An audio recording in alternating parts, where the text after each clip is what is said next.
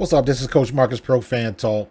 Want to talk a little bit about the WNBA and how they are calling fouls. I'm seeing a lot of content coming out, YouTube, on Twitter, Facebook, the Facebook groups, the Caitlin Clark groups, and they're saying that, is it fair that there's so much physical play on Caitlin Clark?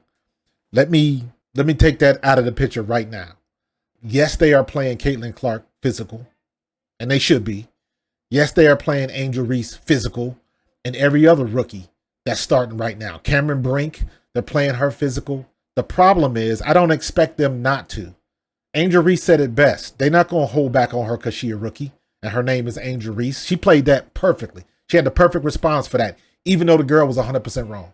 Even though Thomas was 100% wrong in what she did. And it was also, I think, payback. I can't remember which one happened first. I thought that the eye poke to Bonner was the first thing. And when I looked at the replay, I didn't really see it like that. It didn't look like she got poked in the eye, but she went down. Because let's be honest, there's a lot of flopping in the WNBA. If it's a little bit of contact, the girls are going to the ground. It is what it is. Look at the tape. But it's across the board. It's not aimed at Caitlin Clark. It's not aimed at the Indiana Fever. It's not aimed at the Chicago Sky or Angel Reese. It is across the board. Every game I've seen, I have no clue what a damn foul is. Some of the stuff they call, some of the stuff they let go, and it'll be 5 minutes later, the one you just called a charge, you're letting go on the other end of the court. It is just wildly inconsistent. Sometimes the girls will be standing there with their hands straight up, not touching the sole, and if the person with the ball initiates the contact, they immediately call the foul. I wouldn't necessarily mind that because that's what you're used to seeing.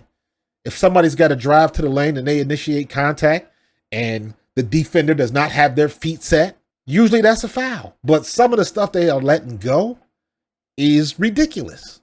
Grabbing arms, people getting whacked in the face, pushed down, tripped with no calls. And then you get a little bit of contact when you contesting a layup and then automatically to the line.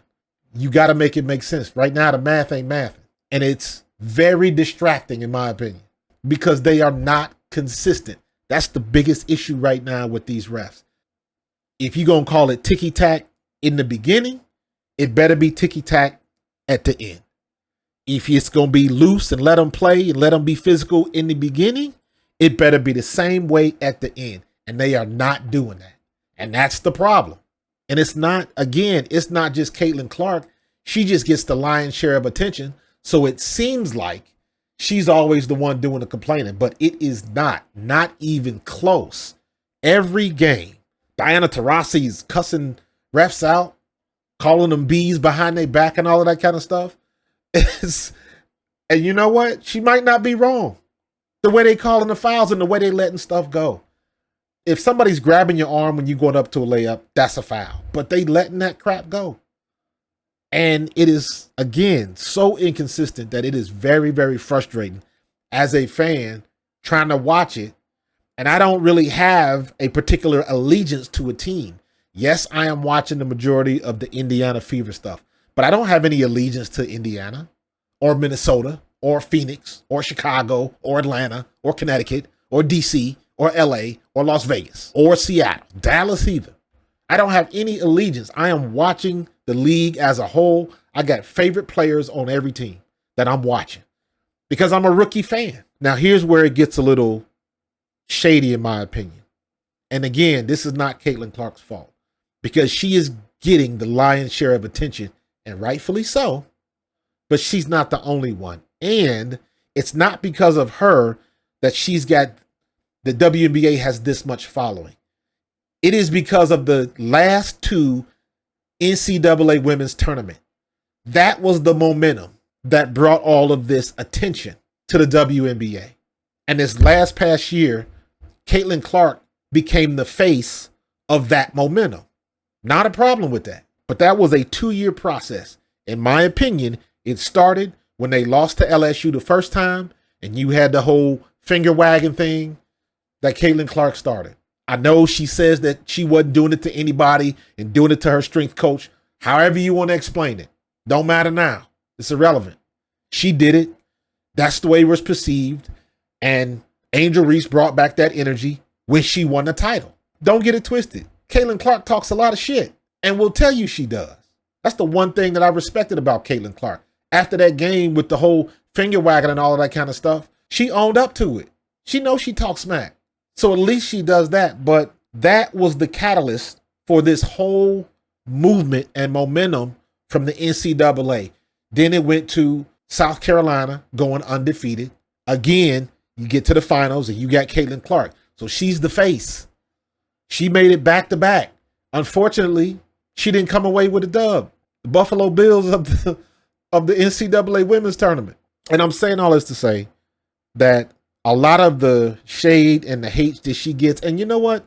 A lot of the stuff that you see on YouTube is clickbait because it's out of context. They're taking little pieces of information, regardless of who said it, whether it was LeBron or Chuck or anybody, and they twisted it to meet whatever narrative that they want to talk about.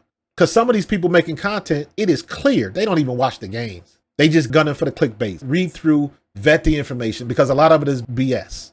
I don't think the refs are unfairly letting physical play happen to Caitlin Clark. I think that the refs across the league are bad. And I don't know what initiative they have to let them be as physical when they are obvious fouls. People should be on the line and shooting free throws, and it's just not. I don't know what the higher ups told them to let happen.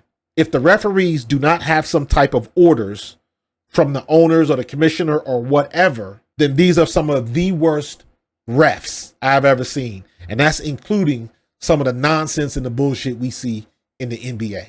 Some of the stuff these refs have been doing makes the NCAA tournament, those refs, they make them look like elite level referees and umpires compared to what we're seeing now. That's the problem. So it's not just like they're going at Caitlin Clark or like they're just going at the rookies and Angel Reese and Cameron Brink. They are doing that across the board to everybody in every game. And it is very bad. And it's not a good look. Refs are supposed to do their job, call the fouls, and keep it fair. And that is the last thing that's happening right now. And it is not a good look for the WNBA.